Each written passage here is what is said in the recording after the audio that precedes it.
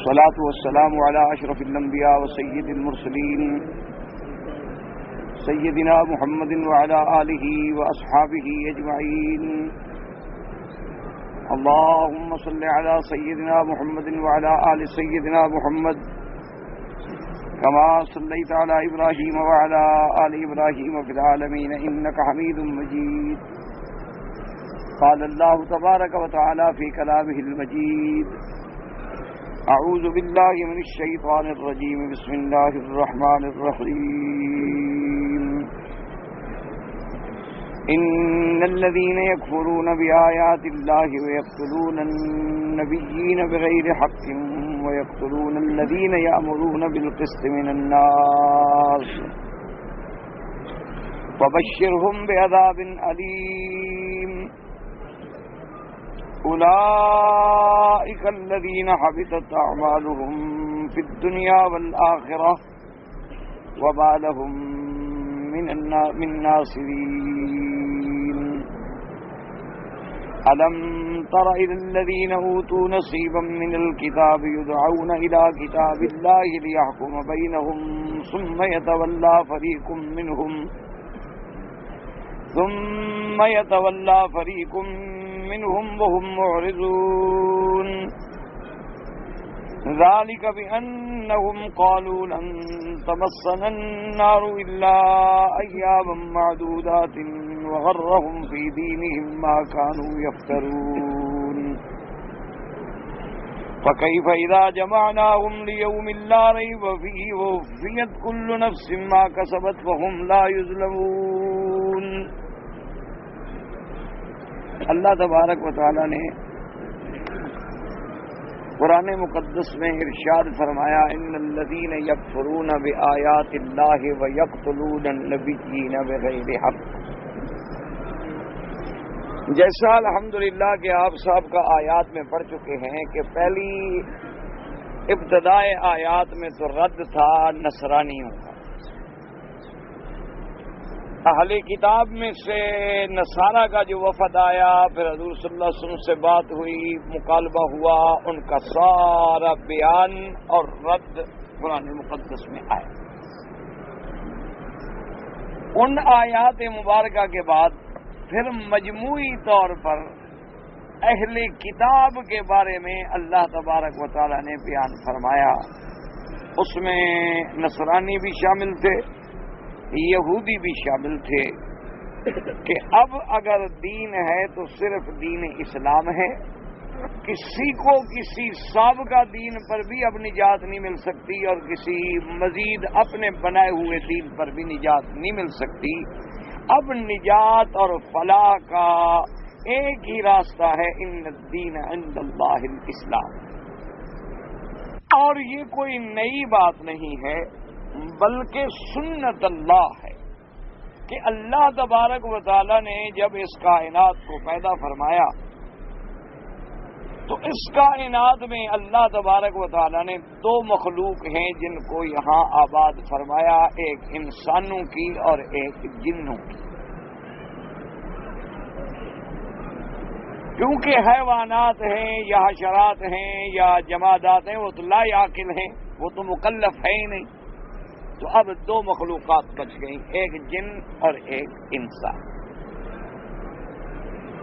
انسان چونکہ اشرف ہے دوسری مخلوق سے، یعنی جنوں سے انسان جو ہے وہ اعلیٰ ہے، اشرف ہے، اللہ نے اسے شرف بخشا. تو اب جب اللہ تبارک و تعالی نے اس کائنات کو آباد فرمایا اور یہ دو مخلوقات ہیں جو اس دنیا میں رہتی ہیں، ایک انسان ہے ایک جن ہے. جن ہمیں نظر نہیں آتے اسی لیے ان کو جن کہا جاتا ہے. انسان کو بشر اسی لیے کہا جاتا ہے کہ اس کا چہرہ کھلا ہوا ہے، ظاہر ہے، نظر آتا ہے، بات کر سکتے ہیں ہم. جن چھپا ہوا وہ نظر نہیں آتا.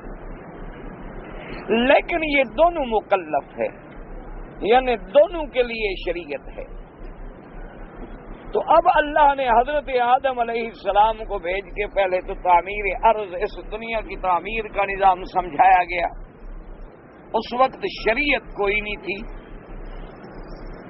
کیونکہ اللہ نے اس دنیا کو بسانا تھا، آدم علیہ السلام کو بھیج دیا، ان کی اولاد بڑھتی گئی بڑھتی گئی بڑھتی گئی، اور وہ سب اپنے باپ کے طریقے پر تھے، آدم علیہ السلام کے طریقے پر تھے، ان کے سامنے اور کوئی نئی بات تھی ہی نہیں۔ اللہ نے آدم علیہ السلام کو کوئی کتاب یا کوئی شریعت نہیں دی۔ اب جوں جوں آدم علیہ السلام کی اولاد بڑھتی گئی، کثرت ہوتی گئی، تو اب ان میں اختلافات بھی پیدا ہونے شروع ہو گئے، کیونکہ جہاں اصول ہے کہ جہاں یوں سمجھیں کہ جہاں لوگ ہوں گے تو کچھ نہ کچھ اختلاف تو پھر پیدا ہوں گے۔ ایک جگہ ہے اس میں کوئی نہیں رہتا تو وہاں اختلاف بھی کوئی نہیں ہوتا، آدمی کوئی نہیں، اختلاف کیا ہو۔ لیکن جہاں آپ گھر میں رہتے ہیں، 4 آدمی ہیں، 10 ہیں، 5 ہیں، 15 ہیں، بچے ہیں، سب میں کبھی نہ کبھی تو کوئی بات ہو جاتی ہے۔ اب وہ پھر اختلافات بڑھنے شروع ہو گئے، اب پھر معاصی بڑھنے شروع ہو گئے۔ سب سے پہلے حسد کی بنا پہ قابیل نے اپنے بھائی حابیل کو قتل کر ڈالا، اب دنیا میں پہلا خون بہہ گیا، اور جہاں پھر خون بہ جاتا ہے تو لازمی بات ہے کہ پھر وہاں کچھ نہ کچھ تو چیزیں پیدا ہوتی ہیں۔ اب جوں جوں فتنے فساد بڑھے تو ضرورت پیدا ہوئی اس بات کی کہ بھی آخر اس دنیا کو ہدایت کے لیے، سمجھانے کے لیے کہ بھئی ہم سب اللہ کے بندے ہیں، اللہ کے بندے ہیں تو بھئی اللہ کس بات سے راضی ہوں گے، کس بات سے ناراض ہوں گے جب ہم اس کے بندے ہیں۔ لیکن اب ہم کسی کی نوکری کرتے ہیں تو اپنے مالک سے ہم پوچھتے ہیں نا کہ جناب ہماری ڈیوٹی کیا ہوگی، وہ پھر ہمیں سمجھاتا ہے کہ بھئی آپ کی تنخواہ یہ ہوگی، اوقات یہ ہوں گے، ڈیوٹی یہ ہوگی، کام یہ ہوگا۔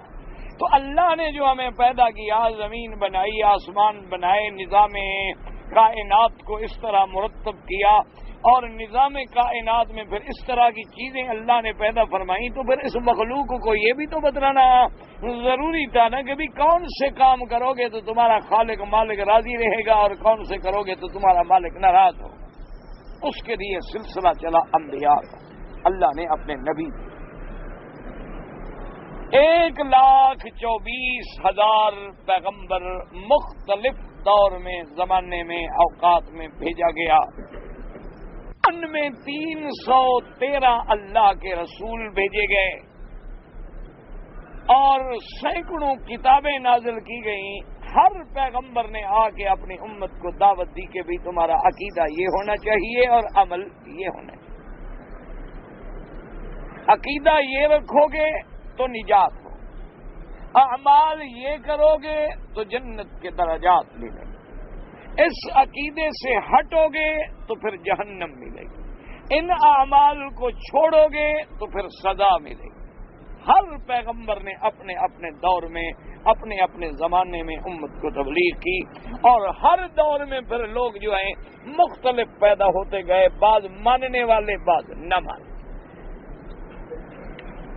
بعض لوگوں نے تو انبیاء کی بات کو مان لیا، ان کے طریقے کو مان لیا، ان کے حکم پہ چلے، وہ کامیاب ہو گئے۔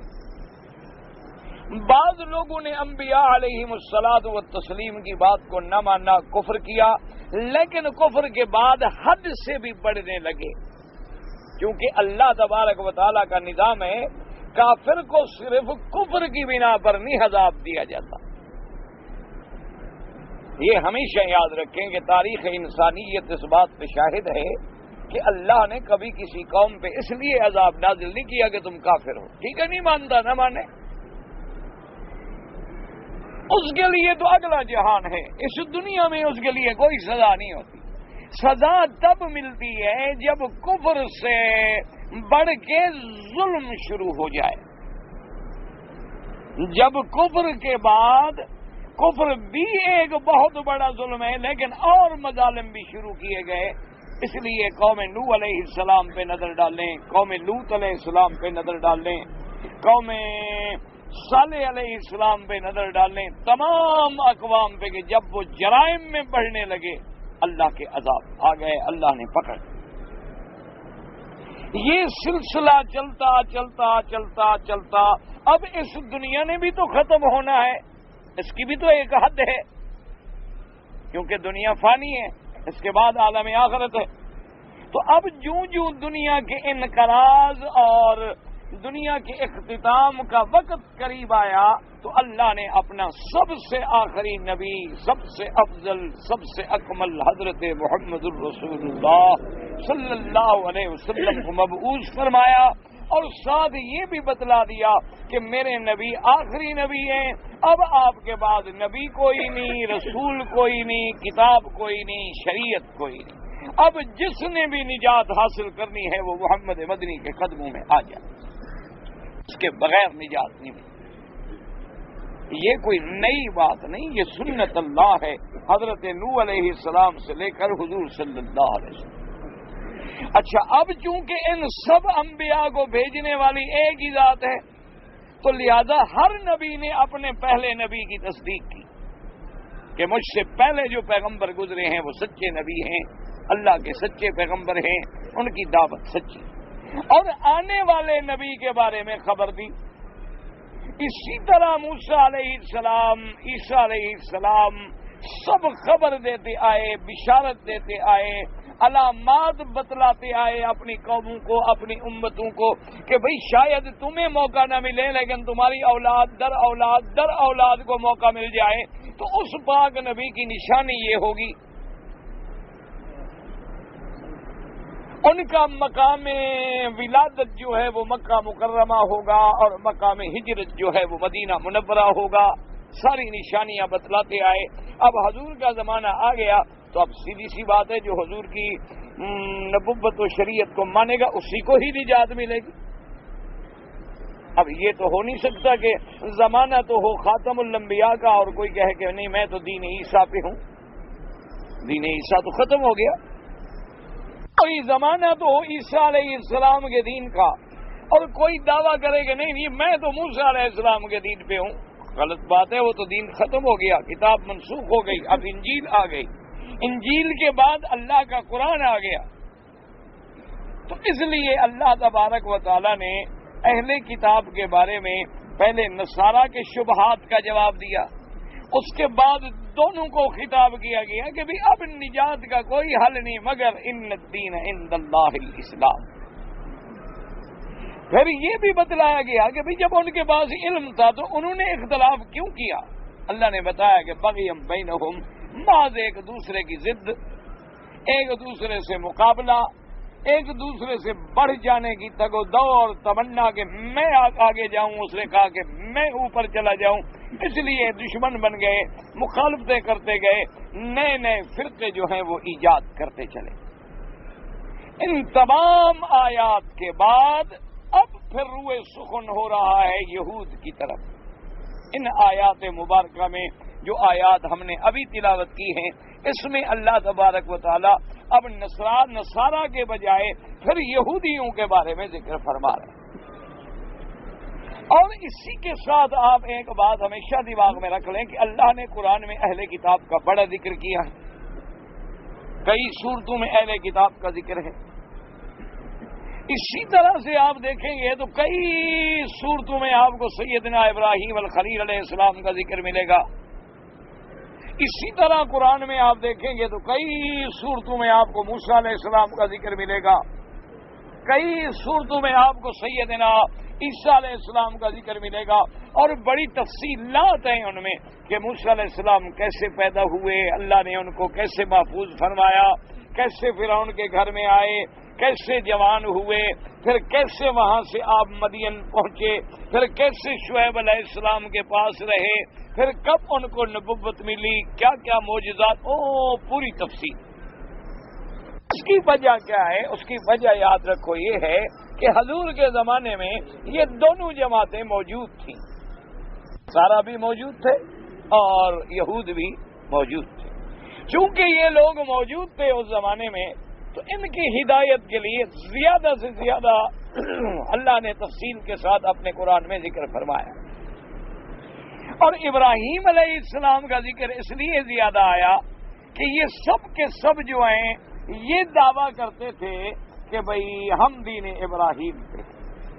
مشرکین مکہ سے پوچھا جاتا کہ بھئی تمہارا کیا دین ہے، وہ کہتے جی دین ابراہیم۔ دیکھا نہیں، ہم ابراہیم علیہ السلام کے کعبے کے مجاور ہیں، ہم تو ابراہیم علیہ السلام کا دین مانتے ہیں۔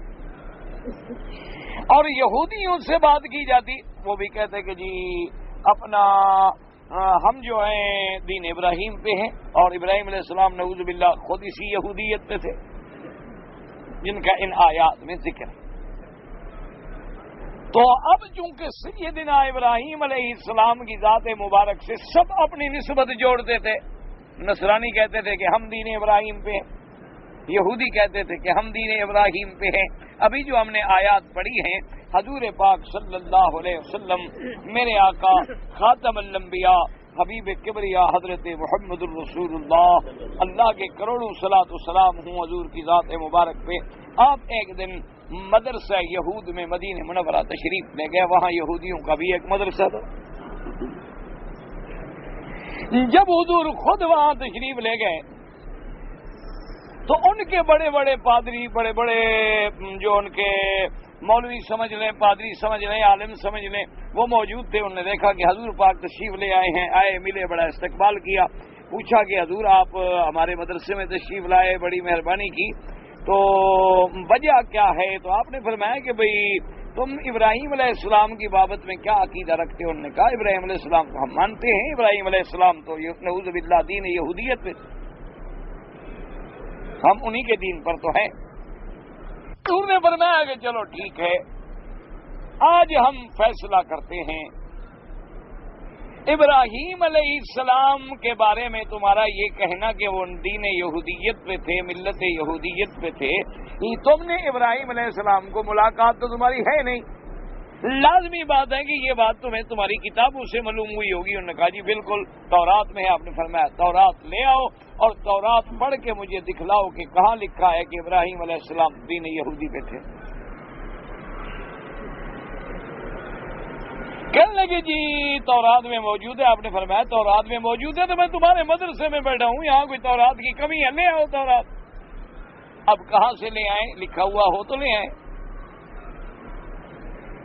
اب جناب ہیلے بہانے، جیسے باطل کی عادت ہے کہ دعوے بڑے کرتا ہے باطل، لیکن جب حق ٹکراتا ہے تو پھر باطل کو بھاگنے کے سوا راستہ کوئی نہیں ہوتا، پھر بھاگنے کے راستے ڈھونڈتا ہے کہ بھی کوئی بہانہ بنائے۔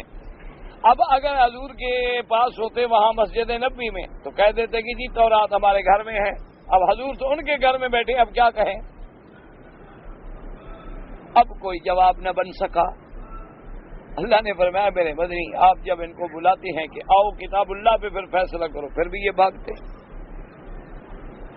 تو ان آیات مبارک میں جو ہے زیادہ ذکر پھر یہود کا۔ اللہ تبارک و تعالیٰ نے ارشاد فرمایا کہ ان الذین یکفرون بآیات اللہ ویقتلون النبیین بغیر حق ویقتلون الذین یأمرون بالقسط من الناس فبشرہم بعذاب علیم۔ اللہ نے فرمایا جو لوگ اللہ کی آیات سے کفر کرتے ہیں، انکار کرتے ہیں اور قتل کرتے ہیں نبیوں کو نہ حق، اور قتل کرتے ہیں ان لوگوں کو جو حق کی بات کہتے ہیں، حق کی آواز دیتے ہیں، اللہ نے فرمایا میرے مدنی ان کو خبر دے دو، ان کو بتلا دو کہ عذاب دردناک تمہارے لیے تیار ہے۔ اولئک الذین حبطت اعمالهم فی الدنیا والآخرہ، یہ لوگ ہیں جن کے عمل جو ہیں حبط کر دیے گئے، دنیا و آخرت میں مٹا دیے گئے۔ وما لهم من ناصرین، اور نہیں ہے کوئی ان کی مدد کرنے والا۔ ان آیات میں اللہ نے فرمایا کہ میرے مدنی صلی اللہ علیہ وسلم کہ لوگ جو اللہ کی آیات سے کفر کرتے ہیں، نہیں مانتے، اور دوسرا کتنا بڑا جرم ہے کہ وَيَقْتُلُونَ النَّبِيِّينَ بِغَيْرِ حَقٍّ، اور اللہ کے نبیوں کو بغیر حق کے قتل کرتے ہیں۔ یاد رکھو کہ نبی کا قتل کرنا تو ہوگا ہی بغیر حق، حق سے تو ہو ہی نہیں سکتا نا، لیکن اللہ نے قرآن میں فرمایا بغیر حق، کیا مانا کہ وہ خود بھی سمجھتے ہیں کہ ہم یہ ظلم کر رہے ہیں، نہ حق قتل کر رہے ہیں، لیکن اس کے باوجود بھی انبیاء کو قتل کرتے ہیں۔ ایک حدیث مبارک میں آیا حضور پاک صلی اللہ علیہ وسلم نے فرمایا کہ یہ یہود بے بہبود جو ہیں یہ اتنے بڑے ظالم ہیں کہ انہوں نے ایک دن میں 43 انبیاء کو شہید کر دیا، ایک دن میں اور پھر 170 آدمی علماء میں سے، علماء حق میں سے کھڑا ہوا، انہوں نے کہا کہ ظالم و انبیاء کو قتل نہ کرو۔ کیا کر رہے ہو؟ اللہ کے نبیوں کو قتل کر رہے ہو؟ بھئی بات نہیں مانتے ہو تو نہ مانو، لیکن یہ کوئی طریقہ تو نہیں کہ تم انبیاء کو قتل بھی کر دو۔ تو انہوں نے کیا کیا کہ شام کو اس 170 کو بھی شہید کر دیا۔ اس لیے قرآن نے فرمایا کہ یہ وہ فرقہ ہے کہ پہلا جرم کیا ہے؟ ان الذین یکفرون بآیات اللہ، اللہ کی آیات کا انکار، پہلا تو یہ کفر ہے ان کا۔ اور دوسرا جرم کیا ہے؟ وَيَقْتُلُونَ النَّبِيِّينَ بِغَيْرِ حَقٍّ، دوسرا جرم یہ ہے کہ انبیاء کو بغیر کسی حق کے نہ کردہ گناہ قتل کرنا۔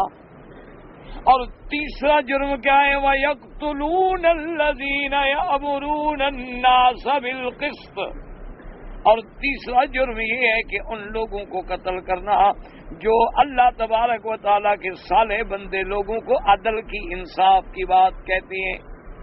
یہ ان کے جرم ہے۔ اب ان کو سزا کیا ملے گی؟ فرمایا فَبَشِّرْهُمْ بِعَذَابٍ أَلِيمٍ، آپ ان کو بتلا دیں کہ تمہارے لیے عذاب دردناک تیار ہے۔ اولئک الذین حبطت اعمالهم فی الدنیا والآخرہ، اللہ نے فرمایا یہ وہ لوگ ہیں جن کے اعمال دنیا و آخرت میں ہم نے حبط کر دیے، ختم کر دیے، برباد کر دیے۔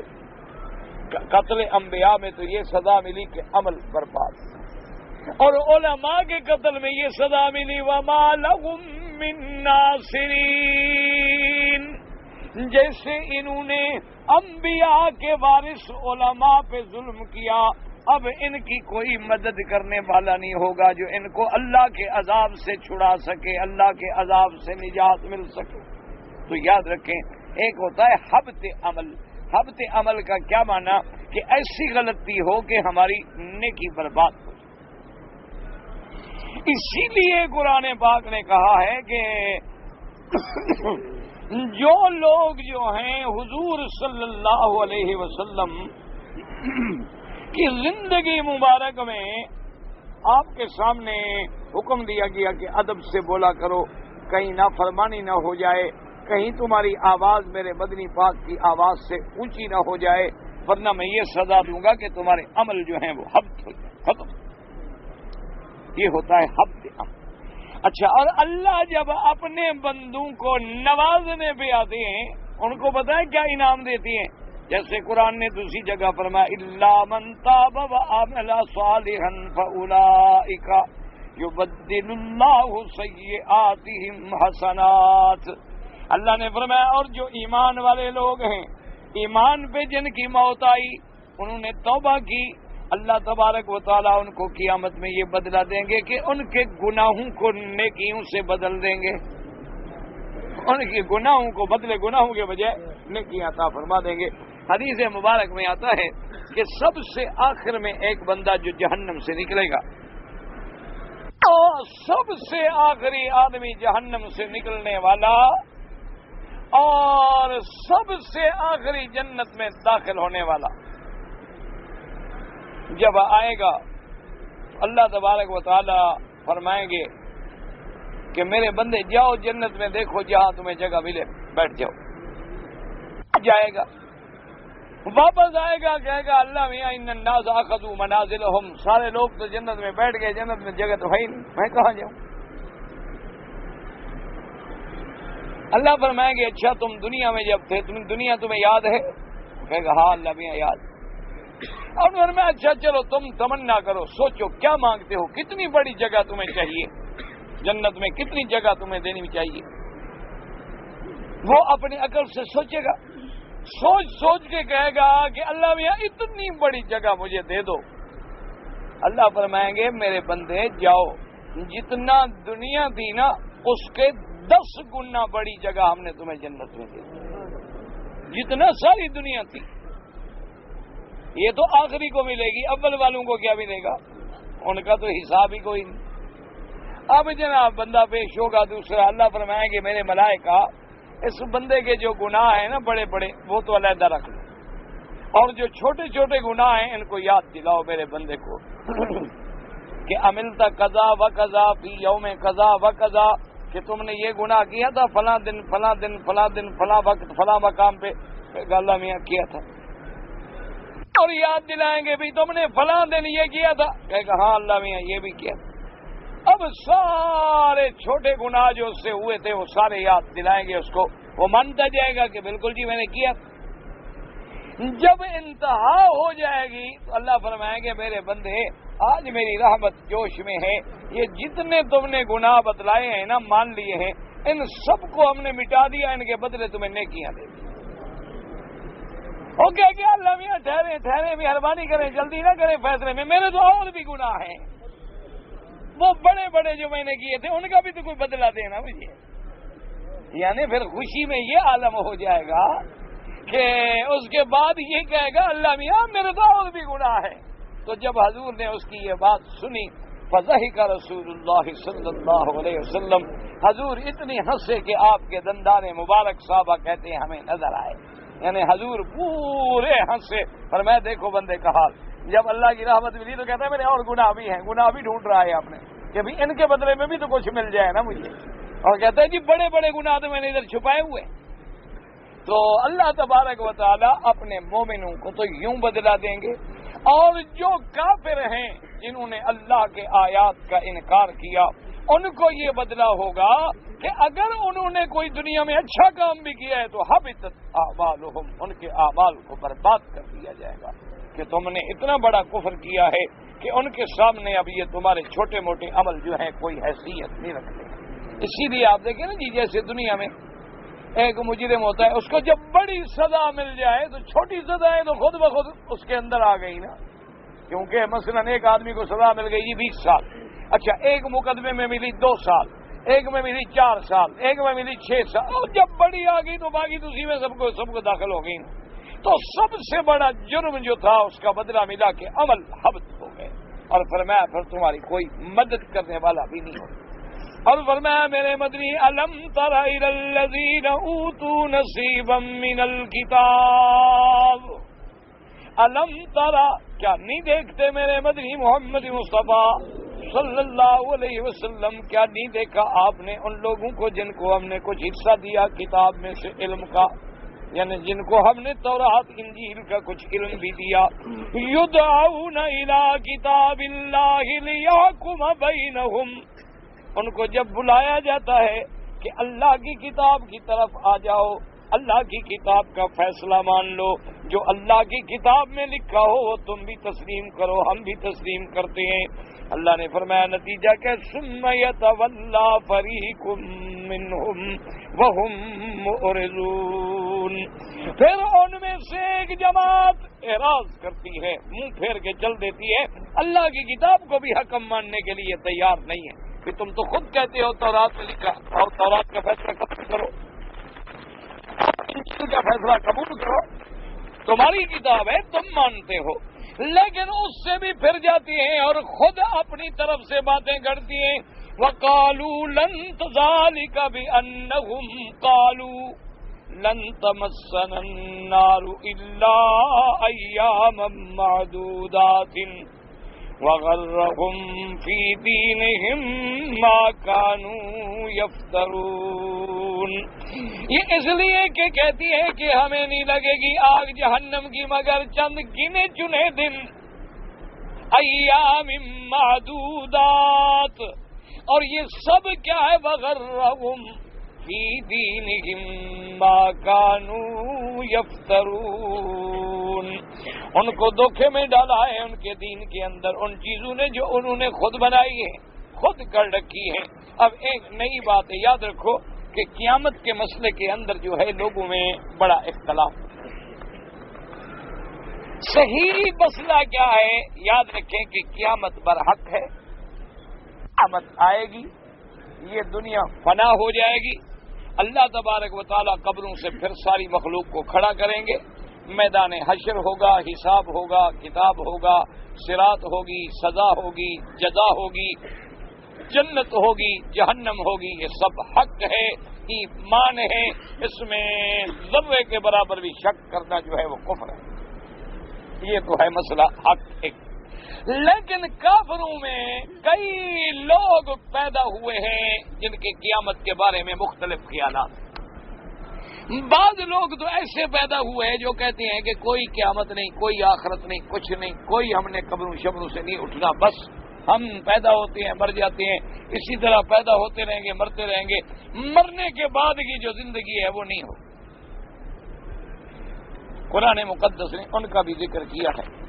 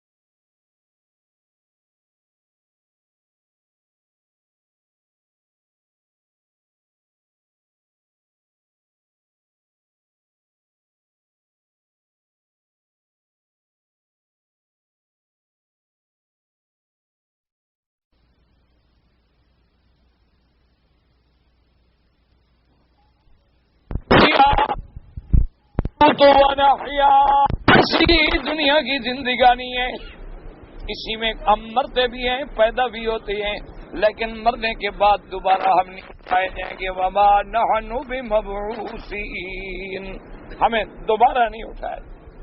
ایک گروہ یہ ہے جو قیامت کا بالکل منکر ہے، سمجھ لیں، ایک تو یہ ہے۔ اچھا، دوسرا گروہ جو ہے وہ یہ کہتا ہے کہ بھئی قیامت ہے تو نہیں، یعنی یقین ان کو بھی نہیں، لیکن اگر بفرض محال تمہاری بات ٹھیک ہوئی، قیامت ہوئی، تو وہاں بھی پھر اللہ پاک ہمیں جو ہے نا تم سے زیادہ اچھی نعمتیں دیں گے۔ وَلَئِن رُجِعْتُ إِلَىٰ رَبِّي أَنَّ لِي عِندَهُ لَلْحُسْنَىٰ، اور اگر تمہارے کہنے کے مطابق ہمیں اپنے رب کی طرف دوبارہ لوٹایا گیا تو پھر بھی وہاں ہمیں تم سے زیادہ بہتر چیزیں ملیں گی۔ کیوں؟ وہ کہتے ہیں دیکھو جی، یہاں تم کلمہ پڑھتے ہو، نماز پڑھتے ہو، روزے رکھتے ہو، طواف کرتے ہو، تم ذلیل ہو، خراب ہو، خوار ہو، ہر جگہ مار کھاڑے، اور ہم لوگ ہیں کہ جناب دیکھیں خدا کو بھی نہیں مانتے، نماز نہیں پڑھتے، روزہ نہیں رکھتے، قرآن نہیں پڑھتے، لیکن ہمارے پاس دولت ہے، دنیا ہے، پیسہ ہے، اولاد ہے، حیثیت ہے، بہترین ملک ہمارے پاس ہے، بہترین آبادیاں ہمارے پاس ہیں، بہترین موسم ہمارے پاس ہیں، ساری نعمتیں تو ہمارے پاس ہیں، تمہارے پاس ہے کیا؟ تو یہ دلیل ہے کہ اگر خدا کے پاس دوبارہ وہاں بھی ہم گئے تو وہ ہمیں یہ چیزیں اچھی سے اچھی ہمیں دے گا، تمہیں پھر وہاں بھی نہیں ملیں گی۔ یہ دوسرا گروہ۔ ایک تیسرا گروہ ہے اہل کتاب میں سے، وہ یہ کہتے ہیں کہ بھئی قیامت تو ہے، مرنے کے بعد ہم دوبارہ اٹھیں گے، زندہ بھی ہوں گے، اور وہاں جنت جہنم بھی ہوگی، لیکن ہمیں جہنم میں بھیجا جائے گا، لیکن صرف اتنی دن بھیجا جائے گا، چند دن گنے ہوئے، بس ایام معدودات۔ بھئی کیوں؟ انہوں نے کہا بات یہ ہے کہ ہمارے باپ دادا جو تھے نا پہلے زمانے میں جو گزرے ہیں، موسیٰ علیہ السلام کے زمانے میں، موسیٰ علیہ السلام جب کوہ طور پہ تشریف لے گئے تو سامری نے ایک بچڑا بنایا تھا سونے کا ایک گائے کی شکل میں ایک بچڑا بنا لیا، اور بچڑا جناب اندر سے آواز دیتا تھا۔ جب وہ سونے کا بچڑا گائے کی طرح آواز نکالتا تھا تو لوگ دوڑے دوڑے آئے کہ بھی یہ کیا چیز ہے؟ اس نے کہا یہ خدا ہے۔ کہا اچھا، تو موسیٰ علیہ السلام تو خدا کے پاس گیا، انہوں نے کہا موسیٰ کا خدا بھی یہی ہے، الہکم و الہ موسیٰ فنسیٰ، تمہارا بھی خدا یہی ہے، موسیٰ کا خدا بھی ہے۔ موسیٰ علیہ السلام تو بھول کے خدا کو ادھر ڈھونڈ رہے ہیں، خدا تو ادھر ہے۔ جتنے دن ہمارے باپ دادا نے اس بچڑے کی، اس گائے کے بچے کی عبادت کی تھی خدا کو چھوڑ کر، بس اتنے دن ہمیں جہنم میں ڈالیں، اتنے دن تو ہم نے سزا بھگتنی، اور اس کے بعد بس پھر ہم نکل آئیں گے، پھر ہم جنت میں چلے جائیں گے، اس سے زیادہ ہمیں سزا نہیں ملے گی۔ اور تو کوئی ہماری غلطی ہے ہی نہیں نا، یہی ایک غلطی ہے جو کفر کیا تھا ہمارے باپ دادا نے کہ بچڑے کو انہوں نے خدا مان لیا تھا، اتنی دن جو ہے ہم نہیں۔ اچھا، اب یہ ہے، اللہ معاف کریں، یہ تو ہیں کافروں کے فرقے، ایک بالکل قیامت کے منکر ہے کہ قیامت ہے ہی نہیں، دوسرے کہتے ہیں لیکن ہمیں وہاں سب سے اچھا بدلہ ملے گا، تیسرے کہتے ہیں کہ نہیں، قیامت بھی ہے، ہمیں سزا ملے گی، لیکن اتنی دن جتنی دن ہمارے باپ دادے نے کفر کیا تھا بس اتنی دن ہمیں جہنم میں ڈالیں گے، اس کے بعد ہماری صفائی ہو جائے گی، ہم جنت میں آ جائیں گے۔ یہ تو کافروں کے فرقے ہیں۔ بعض فرقے ایسے بھی ہیں جیسے فلاسفہ، فلسفی قسم کے لوگ جو بڑے بڑے گزرے ہیں، ان لوگوں نے بھی قیامت کا انکار کیا، انہوں نے بھی کہا کہ قیامت نہیں، کیوں بھی قیامت نہیں ہے؟ انہوں نے کہا جی بات یہ ہے کہ انسان جو ہے یہ پیدا ہوا ہے اربع عناصر سے۔ اربع عناصر اس میں کون سی ہیں؟ آگ ہے، پانی ہے، ہوا ہے اور مٹی، یہ چار چیزوں سے انسان کو بنایا گیا۔ وہ کہتے ہیں کہ جب انسان مر جاتا ہے، قبر میں چلا جاتا ہے، تو یہ ساری چیزیں جو ہے ریزہ ریزہ ہو جاتی ہیں، اور ہر چیز جو ہے وہ اپنے کل میں مل جاتی ہے۔ مانا مثلا اس کی چھوٹی سی مثال سمجھ لیں کہ یہ گلاس ہے، اس میں پانی، اگر اس پانی کو ہم دریا میں ڈال دیں تو یہ پانی دریا میں پانی مل جائے گا، تو گویا یہ جز جو ہے اس کل میں مل جائے گی۔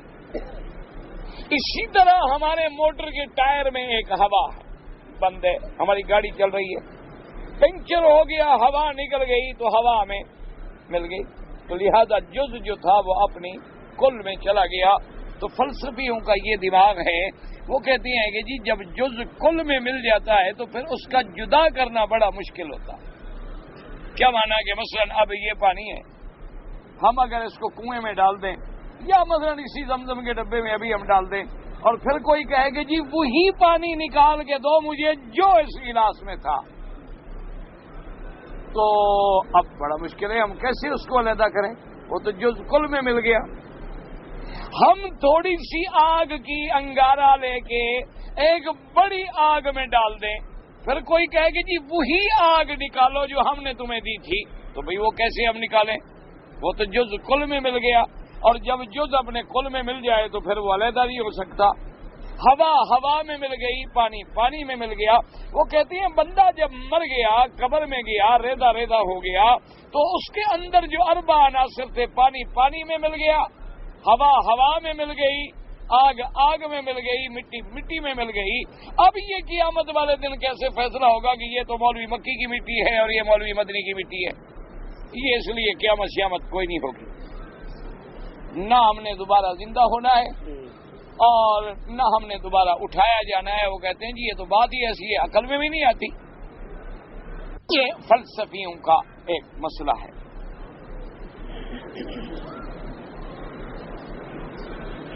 کیا وجہ کیا ہے؟ وجہ یہ ہے، ان کو ٹھوکر کیوں لگی غریبوں کو کہ بھئی اگر ہم پانی کو پانی میں ڈال دیں تو ہم علیحدہ نہیں کر سکتے، یا خدا بھی نہیں کر سکتا۔ بس اتنی چھوٹی سی بات تھی جہاں ان کو ٹھوکر لگ گئی۔ بھئی ہم تو خالق ہوا نہیں ہے نا، ہم نے ہوا کو پیدا نہیں کیا، ہم نے آگ کو پیدا نہیں کیا، ہم نے مٹی اور پانی کو پیدا نہیں کیا۔ جو پیدا کرنے والی ذات ہے وہ تو جب چاہے بس کن فیکون ہو جا، اس کے لیے کیا مشکل ہے؟